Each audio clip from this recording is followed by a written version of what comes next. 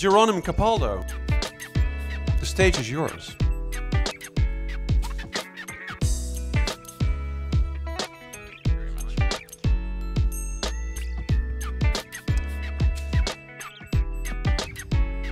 Good night, everyone.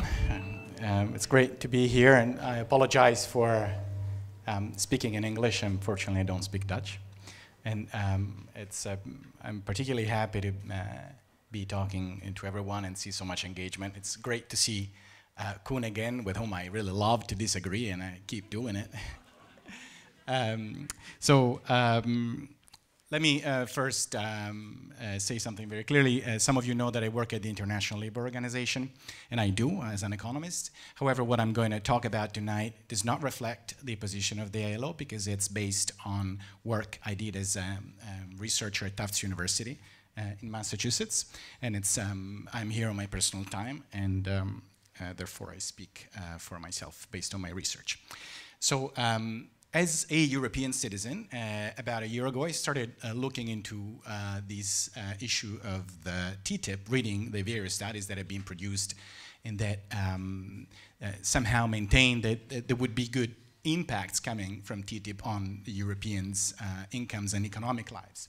And these studies go into an enormous amount of details, as you've seen, and I haven't done that, but I was struck by some similarities that there are between those studies when it comes to the economic effects, just the economic effects. So I haven't really looked as deeply into issues such as regulatory cooperation or matters like that, but I've looked into the macroeconomic effects. So broadly, I've looked into what these studies say about the impact of TTIP on our incomes, on our employment, and on our trade and other variables of the so-called macroeconomy.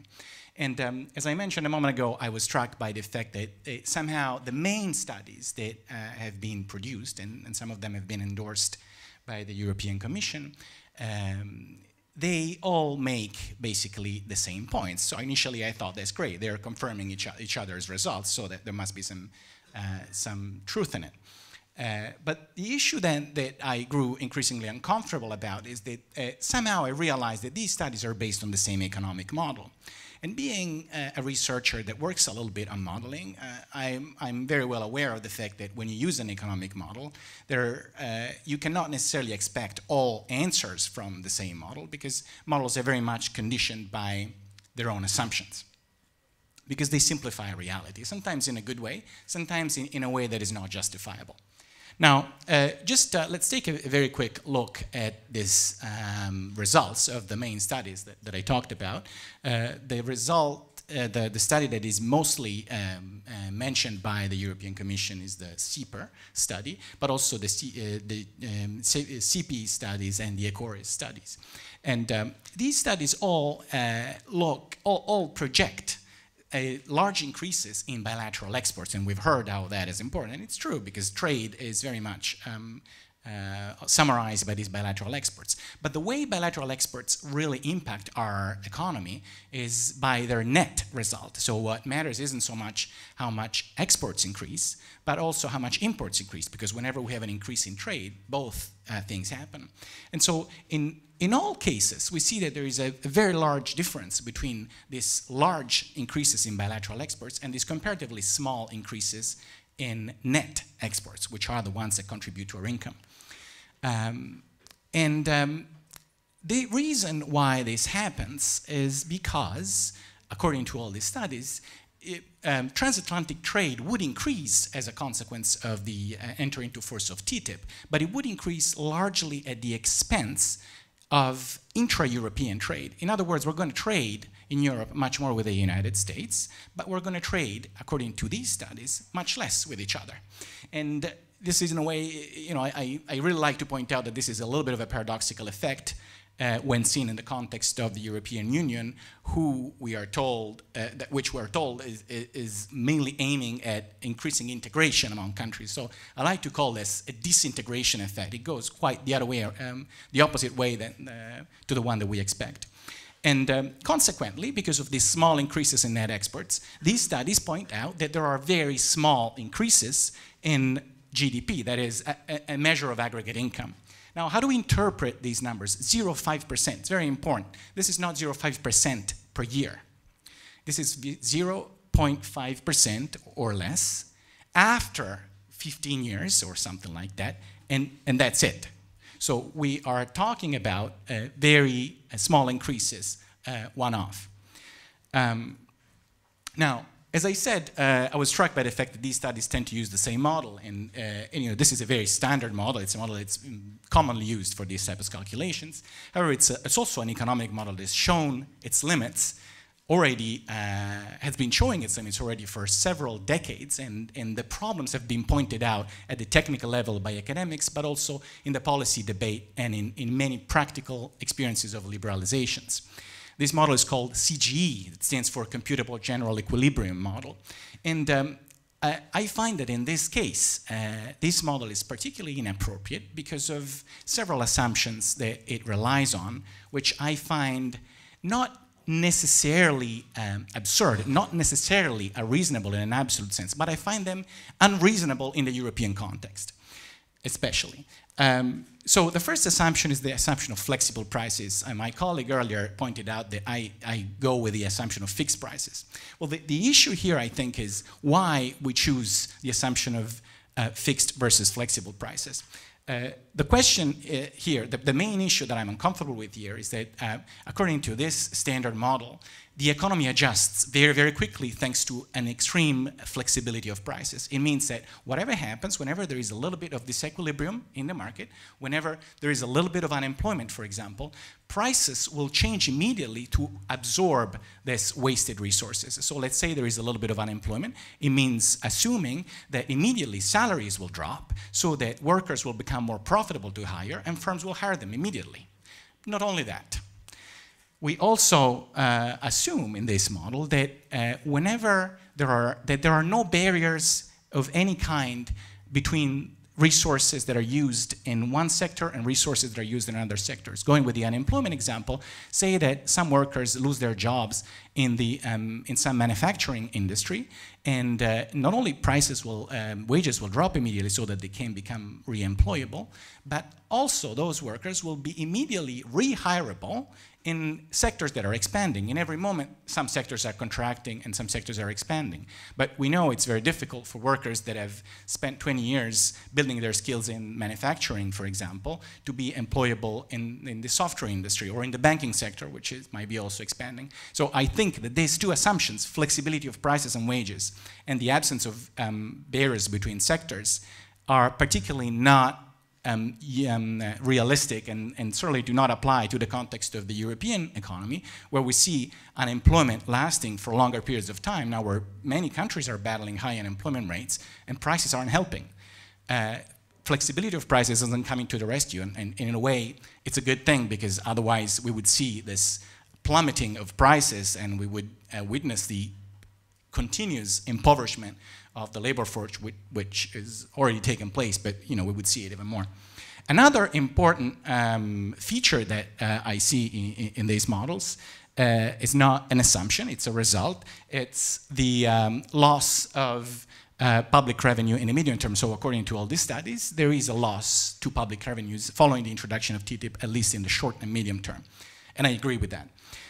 Finally, all the studies tend to rule out the important presence of financial flows or of the financial sector in general. And I believe this is particularly unrealistic, because we are clearly presented every day with reasons to accept the reality that financial sectors and financial flows are very important in today's economic life. So the question is, when we have all these assumptions clear in our minds, does it still make sense to think that this agreement would bring economic growth and positive economic benefits? Well, the way to answer that would be to remove these assumptions and see what happens, to see if these assumptions are really driving the results. So I tried to do that using a model that does not suffer from these that I see as limitations. And this model is a model used by the United Nations. It's called Global Policy Model. It's been used by the United Nations now for 7 or 8 years, with excellent results. It is now managed by the United Nations Conference on Trade and Development, which is the United Nations body that specializes in the analysis of trade and international investment. It's a model that's performed very well, in many cases better than other models, in assessing important vulnerabilities of the world economy.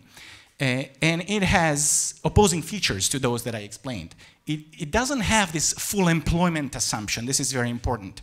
This idea of flexible prices that I mentioned a moment ago is also called full employment assumption, because the standard model assumes that employment is never an issue because it rules out the possibility that there is unemployment, thanks to this idea that the flexibility of wages takes care of it immediately.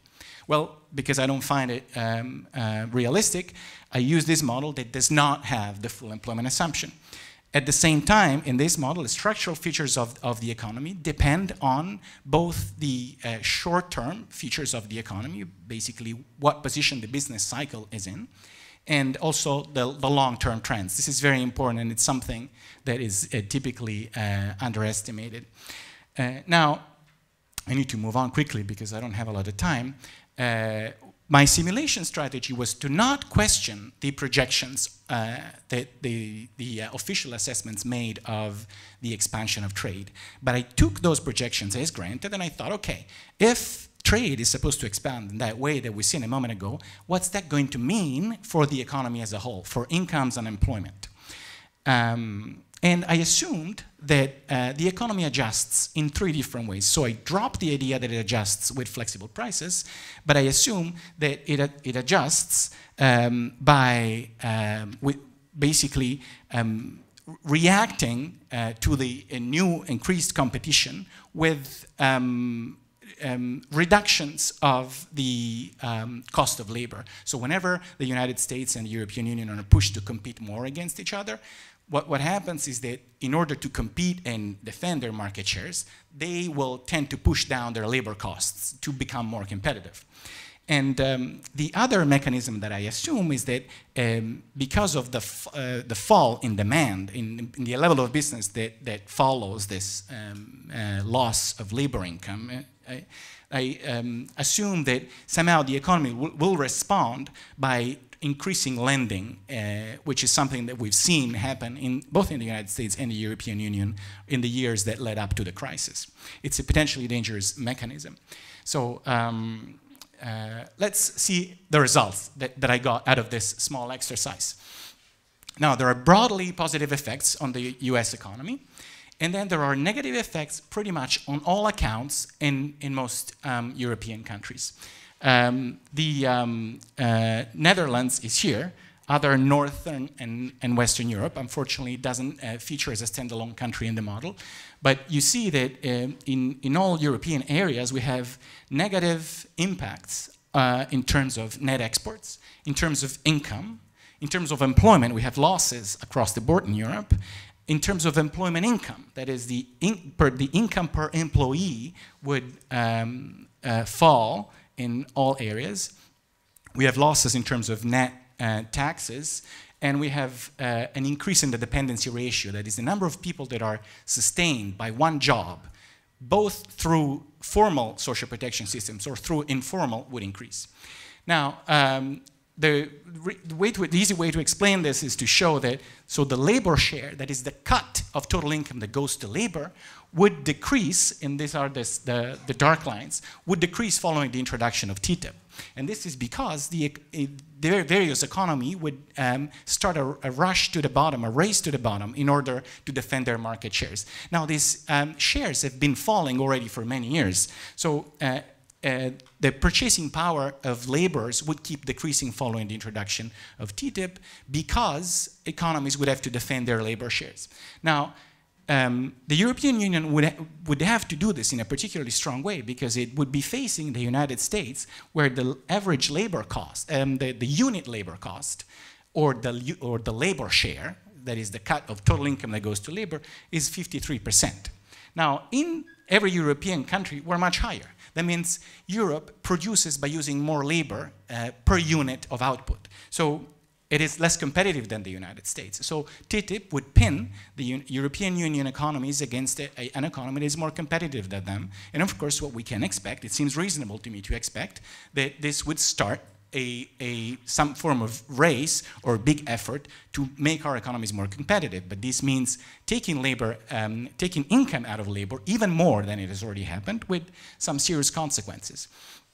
Now, we would also have an impact on financial instability, because following the fall of demand because of the income that is taken away from laborers, the economy would be, if history is any guidance, would be incentivized to sustain demand, increasing lending or increasing the valuation of capital stock. In other words, we would create the conditions for another financial bubble. Now, summarizing the results, it seems to me that based on these results that I'd be happy to clarify later in the debate, Europe would suffer, would have a net negative effect. The US would have a mixed effect because it would have positive impacts, but the quality of jobs, studies show, might suffer from it. The developing regions would have a mixed income. So the world as a whole would suffer from higher inequality, higher instability, and potential financial bubbles. And so the policy implications that I draw out of this are, TTIP seems like a step in the wrong direction, because it adds more challenges to employment. It subjects employment to more competition and more flexibility, instead of doing the opposite, supporting labor incomes in order to sustain demand. And so, if anything, we need a change of course. For a sustainable growth strategy for Europe, we need exactly the opposite. We need to sustain labor incomes with strong formal social protection support, and by keeping financial markets in check. Thank you very much. Thank you, Mr. Capallo.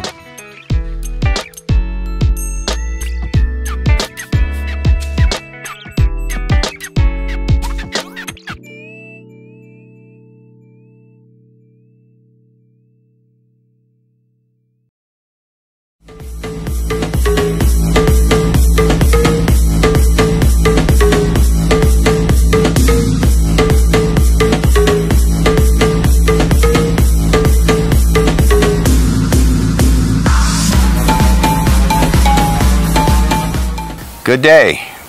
This is Dr. Conrad Miller, MD, and I'm here today to talk to you about the worst thing happening on the planet right now, the Trans-Pacific Partnership, abbreviated TPP, which involves 800 million people, 40% of the economic activity on the earth, and is the largest free trade deal ever produced in the history of the earth.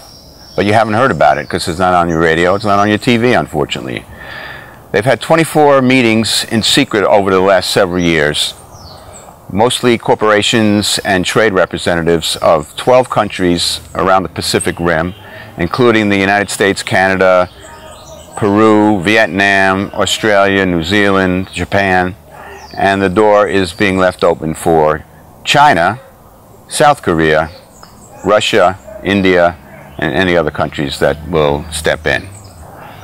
Okay, the big thing is that corporations, as if they were states, can challenge countries, any law in these countries, for example, federal, state, or local laws in the United States, in secret courts or tribunals where 3 men, usually it's men that are the judges, they're all trade lawyers, usually decide in favor of the corporation 90% of the time or more, as in NAFTA or the World Trade Organization, previous free trade agreements, that whatever law is challenged is an illegal barrier to free trade and it has to be changed or eliminated, or the country has to pay expected future profits that could have been made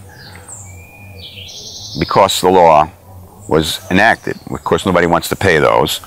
So in these courts, the corporations are empowered to sue for environmental laws, health laws, consumer laws, zoning laws, or any other public policies that the corporations claim are either undermining their rights or diminishing their expected future profits. And when these rulings are made in secret, No affected parties can attend the tribunals, including small business owners or workers, local residents, or potentially poisoned people. Just the lawyers for the corporations and those of the challenged country are allowed to attend these tribunals behind closed doors. And the judges one day may be lobbyists for the corporations, and the next day they may be judges. Just 3 of them. And this is called the investor-state dispute settlement. The most horrific thing about these courts or tribunals is that once a decision is made, there can be no appeal to a real court, because the TPP tribunals will be the highest court, above our Supreme Court, if we sign on to this trade agreement. Sign the TPP, we sign away our country's sovereignty and democratic rights as trade agreements supersede national laws. For what we would be doing to ourselves is putting the hammer down for the corporations and banks to tighten their grip on the new world order we keep grimly hearing about. So all of the Trans-Pacific Partnership, they've met in secret. They've developed 29 chapters, and only 5 deal with tariff and trade, and the rest protect the corporations, or as Jim Hightower says, the other 24 chapters consist of various ways to free rapacious corporations from any accountability for the havoc they wreak and from any responsibility to the world community's common good. So that's what can happen in the trade courts. Now, specifically, there are things that are written up about food safety. For example, in the United States, we have the highest food standards, and we have to harmonize ours down to international standards. Things that also can be challenged are the labeling of genetically modified food. 90% of Americans want their GMOs labeled, their soy, their canola, their cottonseed oil. And some states have passed laws that will make it necessary to label genetically modified organisms in crops and food.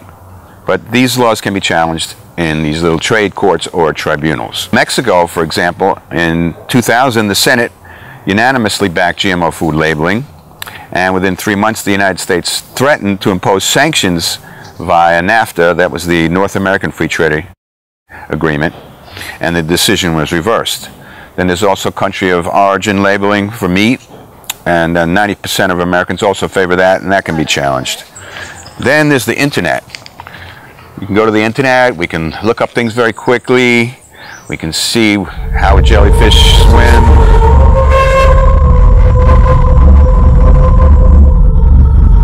or how the weather is in Austin, Texas in a few seconds. There was a battle over this and net neutrality that we did win in the United States, where the corporations like AT&T and Comcast wanted to make a slow lane for average users and a fast lane for corporate users.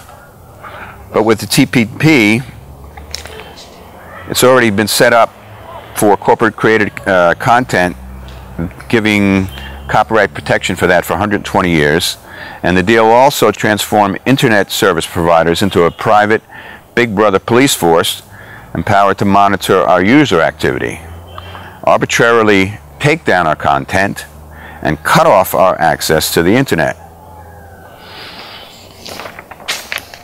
Now, we also have Buy America, Buy Austin, Buy Our Own Country, and we have these deals for government procurement where, for example, the government buys cars or only buys things that aren't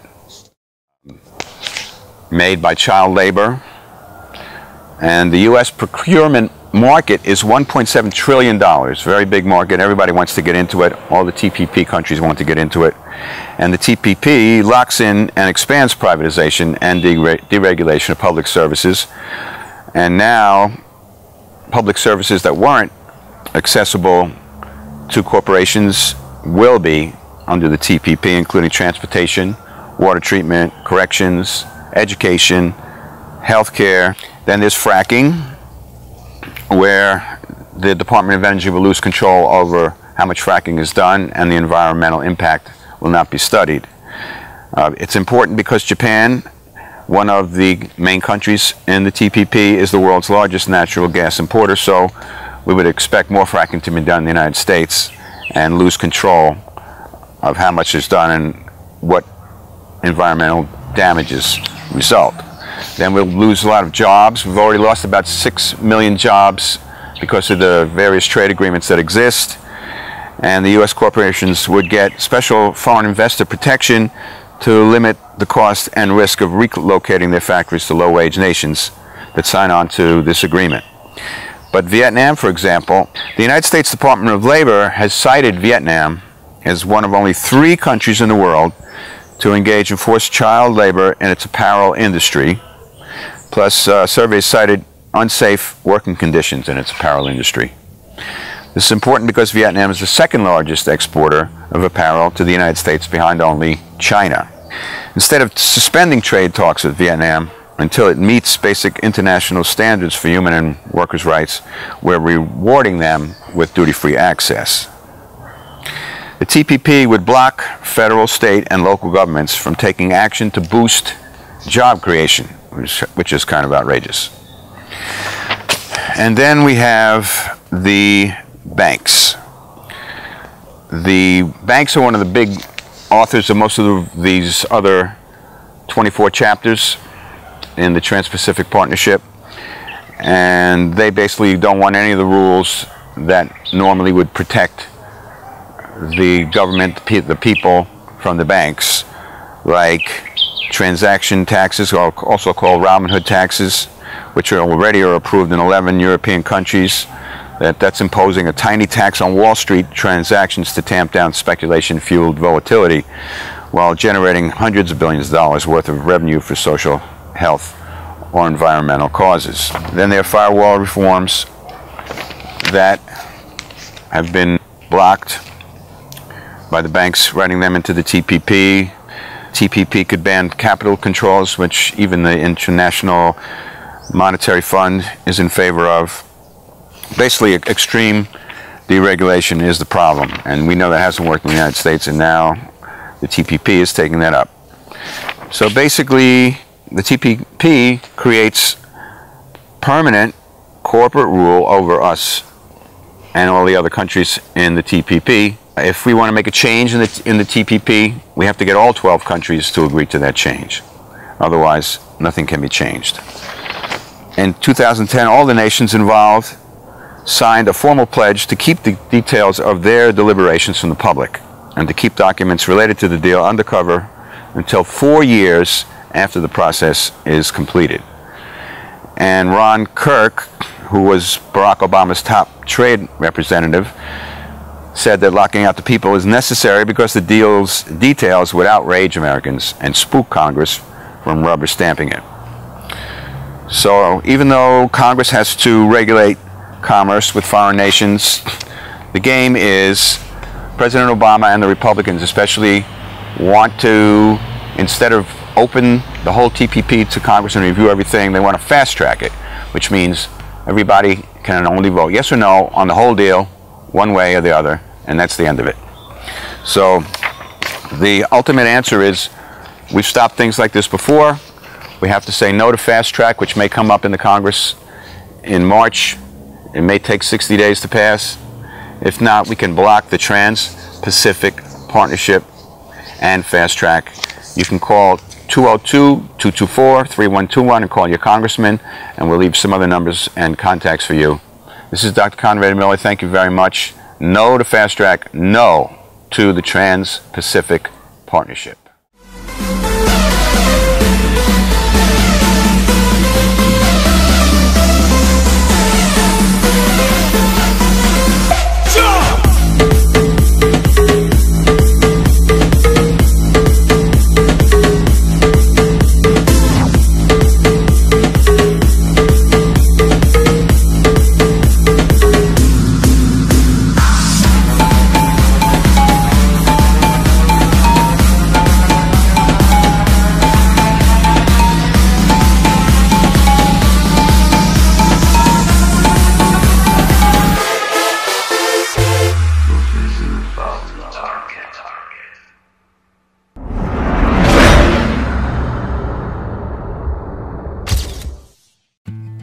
On both sides of the Atlantic, under the EU-US trade agreement, TTIP, there is a plan to harmonise rules for how products are made and sold.